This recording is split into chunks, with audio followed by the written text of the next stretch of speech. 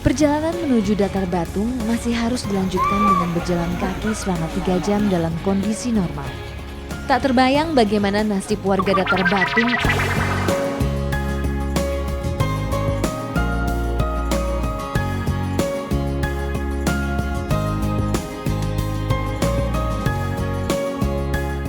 Bapak-bapak, ini udah siap? Namaku Ida Ayu Putri Astiti. Sudah selama 6 bulan ini, aku menjalani tugas sebagai dokter PTT di Puskesmas Batu Tangga, Kecamatan Batang Alai Timur, Kabupaten Hulu Sungai Tengah, Kalimantan Selatan.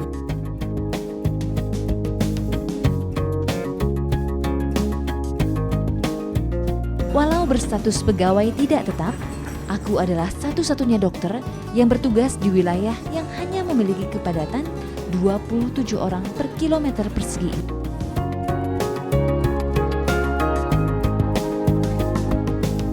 Jauhnya jarak kampung menuju puskesmas tempat aku bertugas mengharuskan aku untuk melakukan pengobatan keliling secara rutin. Kali ini, perjalananku adalah menuju desa Datar Batung, dan perjalanan menuju ke sana tidaklah mudah.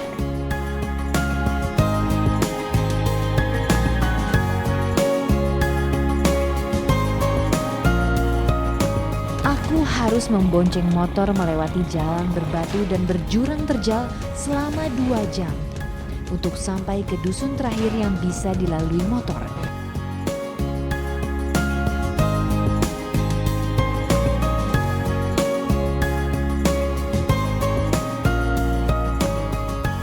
Dan perjalanan menuju Datar Batung masih harus dilanjutkan dengan berjalan kaki selama 3 jam dalam kondisi normal.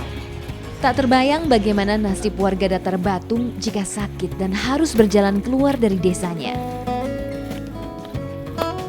Dan sebagai seorang dokter yang besar di daerah perkotaan, pengalaman bertugas di daerah yang minim fasilitas seperti ini adalah pengalaman berharga.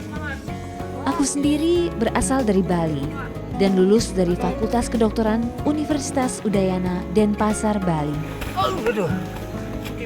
Dulu waktu saya keluar dari Fakultas Kedokteran, saya lihat teman-teman itu banyak yang berpusat di kota gitu.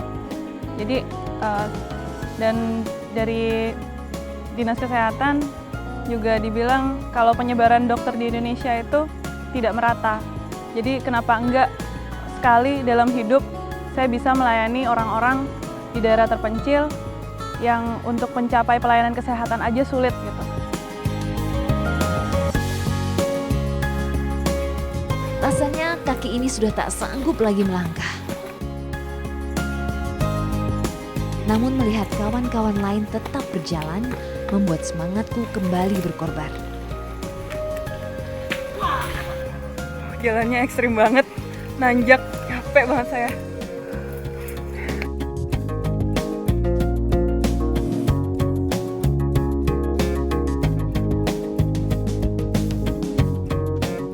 Jalan kaki itu hujan, terus hutan itu jadi licin, dan kita sampai jatuh, sampai tarik-tarikan, naik ke medan yang tanahnya itu hampir 90 derajat. Kita di sana harus manjat sampai semuanya jatuh dan ditarik sama ranting pohon. Itu bener-bener medan yang ekstrim buat saya. Dan itu nggak kebayang sama sekali saya bisa melalui yang kayak gitu.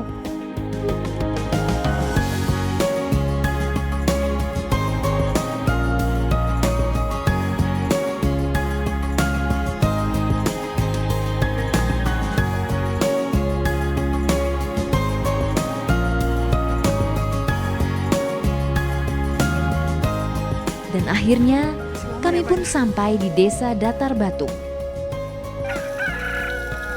Desa Datar Batung berada di lereng pegunungan Meratus, di sebelah timur Barabai, ibu kota Kabupaten Hulu Sungai Tengah, Kalimantan Selatan. Mata pencarian sebagian besar warganya adalah berladang dan menoreh karet. Warga biasanya bekerja dari pagi sampai sore. Karenanya, pengobatan bagi warga biasanya dilakukan pada malam hari.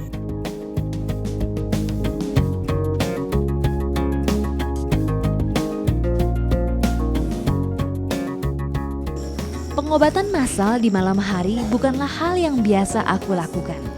apalagi dalam kondisi badan yang sudah lelah setelah perjalanan lebih dari 6 jam dari pagi hingga sore tadi. Minum obat pernah? Pernah minum obat? Sua minum obat? Harapin obat dengan dokter di kawan abang sukai naik balik karus. Ada naik kalau disuntik, dia kesuntik karus beli obat. Pada saat pengobatan gratis, datang bapak-bapak namanya Pak Rahma. Umurnya sekitar 50 tahun. Keluhannya waktu itu batuk berdahak selama 2 tahun. Jadi pada saat saya periksa, memang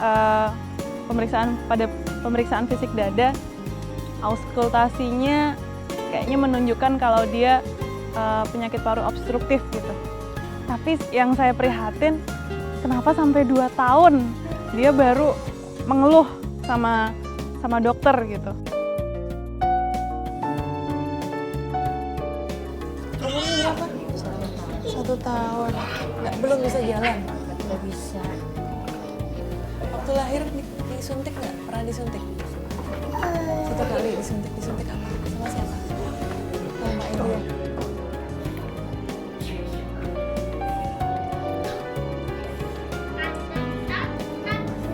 Lalu datang lagi Isa, umur 1 tahun.